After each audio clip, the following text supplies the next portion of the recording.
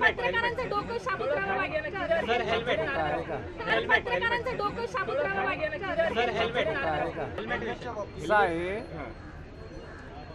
हेल्मेटच्या संदर्भात जुन्या काळी जेव्हा याची चर्चा सुरू झाली तेव्हा व्यावहारिकदृष्ट्या ते अडचणीचं होतं आणि म्हणून मी त्यावेळेला म्हणायचो की आपण त्याची सक्ती करू नये म्हणून। पण आज अशी परिस्थिती आहे की राज्यामध्ये हजारो माणसं अपघातात मरत आहेत। एकट्या पुणे शहरात साधारण 250 लोक ही डोक्याला इजा होऊन मेली आहेत आणि 250 लोक जिल्ह्यात मिळत। एका वर्षात आकडा 500-600च्या वर आहे। आज वाहनांचा स्पीडही वाढला आहे आणि त्यामुळे नॅशनल हायवे आणि स्टेट हायवे इथे हेल्मेट हे कंपल्सरीच केलं पाहिजे आणि आता ते माणसाच्या सुरक्षिततेच्या दृष्टीने महत्त्वाचं आहे। माझं एवढंच म्हणणं त्याच्यात होतं की जेव्हा आपल्याकडे रस्ते अरुंद आहेत, गल्ली बोळ आहेत, अनेक महिला मुलांना शाळेत सोडायला जातात, तर अशा ठिकाणी जिथं वाहनाचा स्पीड 10-15 आहे तिथं कायदा जरूर आहे, तो मानलाच पाहिजे।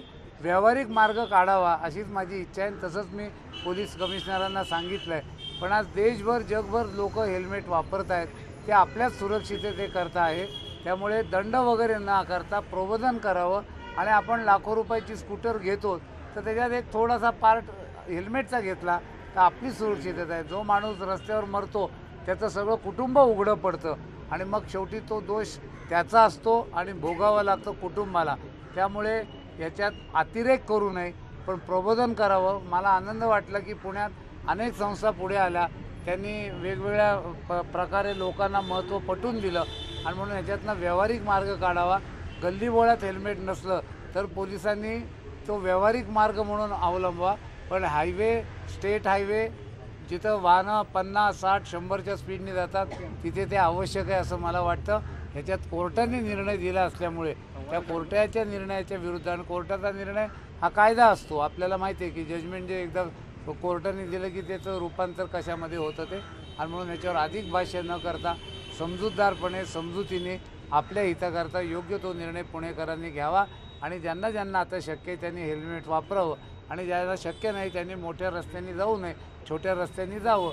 पण असं व्यवहारात होत नाही, कोणाला कुठेही कधी जावं लागतं आणि म्हणून त्याचा अतिरेक होणार नाही, सामान्य माणसाला त्रास होणार नाही, पण प्रबोधनातनं याच्यातनं मार्ग निघेल, आपल्याला ते घ्यावं लागेल आणि म्हणून आपण ते घ्यावं आणि पोलिसांनी त्याचा अतिरेक करू नये, वॉर्निंग द्यावी, एक वेळ सुटका करा। काल मला एक फोन आला, एखादा टँकर आला म्हणून तो घरातनं पटकन निघाला। मी त्यांना सांगितलं व त्याचं नाव गाव घ्या, तो उद्या म्हणला मी दंड भरील, आत्ता माझ्याकडे पैसे नाही। लोकांना त्रास न होता काम कसं होईल असं आपण बघितलं पाहिजे। धन्यवाद।